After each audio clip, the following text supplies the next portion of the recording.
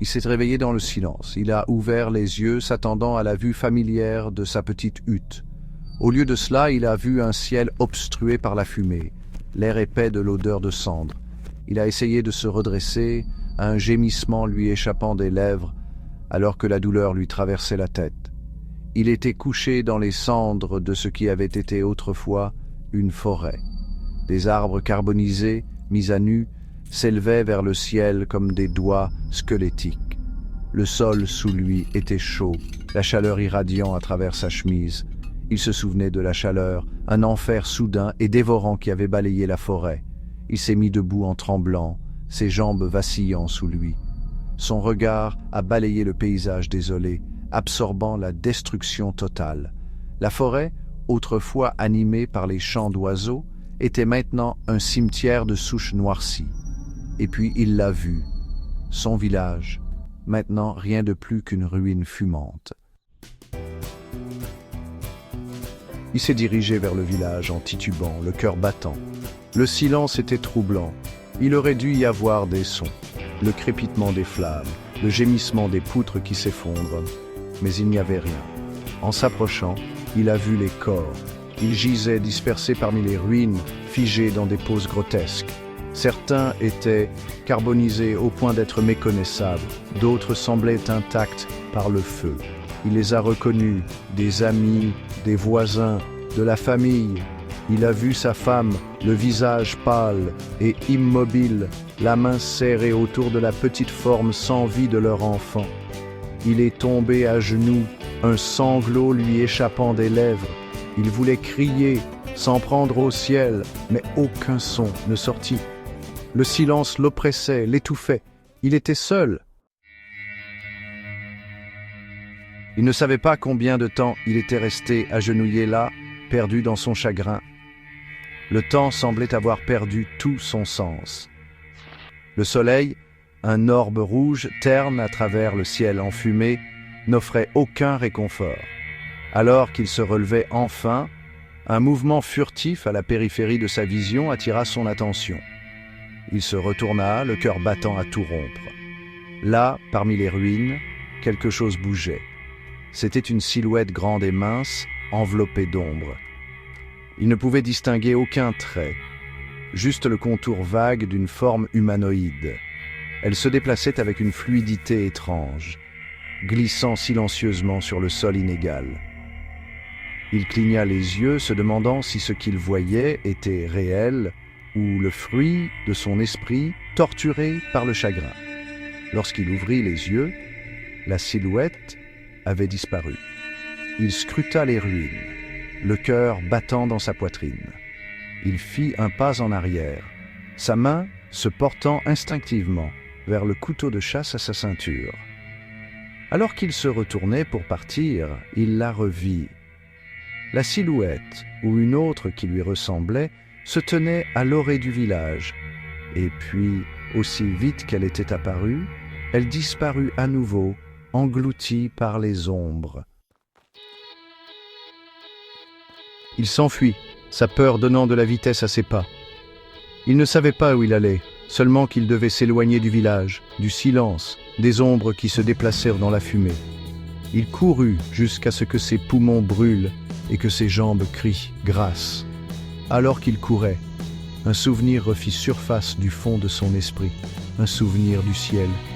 Il était dans la forêt, en train de ramasser du bois de chauffage lorsqu'il l'a vu. Une lumière aveuglante, plus brillante que le soleil, avait fendu le ciel. Il avait protégé ses yeux, son souffle coupé. Et puis, la chaleur. Elle l'avait submergé comme une vague, si intense qu'il pensait être incinéré. Il était tombé au sol, les oreilles bourdonnantes, la vision floue. Il avait vu quelque chose alors, quelque chose qui tombait du ciel. Ce n'était pas comme tout ce qu'il avait jamais vu auparavant. C'était immense, incroyablement immense, et c'était vivant. Il s'arrêta net, l'esprit vacillant. Était-ce réel? Quelque chose était-il tombé du ciel? Quelque chose de vivant? Il regarda en arrière vers le village, vers la fumée qui s'élevait des ruines, et il sut, Le village n'avait pas été détruit par un incendie. Il avait été détruit par quelque chose d'autre, quelque chose de monstrueux. Il ne retourna pas au village. Il ne le pouvait pas. Le souvenir de ce jour, de la lumière aveuglante, de la chaleur brûlante, des ombres se déplaçant dans la fumée, était gravé dans son esprit. Il erra dans la forêt pendant des jours, son esprit se remettant lentement. Il était hanté par des cauchemars, par des visions de la créature qui était tombée du ciel. Il pouvait entendre sa voix dans le vent, murmurant son nom, le narguant. Il commença à voir les ombres partout, se cachant à la périphérie de sa vision, l'observant. Il perdait pied avec la réalité, glissant de plus en plus dans la folie. Que la nouvelle de la dévastation se répandit. Des rumeurs d'un feu venu du ciel parvinrent aux oreilles des fonctionnaires de la lointaine ville. Une expédition fut assemblée, composée d'hommes de science et de raison, chargés de s'aventurer dans la nature sauvage sibérienne pour enquêter sur l'anomalie. Ils arrivèrent des semaines plus tard, leur voyage semé d'embûches. Le paysage qu'ils rencontrèrent défia leurs attentes. Leurs instruments scientifiques s'avérant inadéquats pour mesurer l'ampleur de l'événement. La forêt était aplatie selon un motif radial anormal, les arbres brûlés et dépouillés à perte de vue. À l'épicentre de la destruction, ils trouvèrent un cratère, mais pas le genre laissé par une météorite qu'ils avaient déjà rencontré. Le sol était brûlé et vitrifié, la terre elle-même semblant fondue et reformée.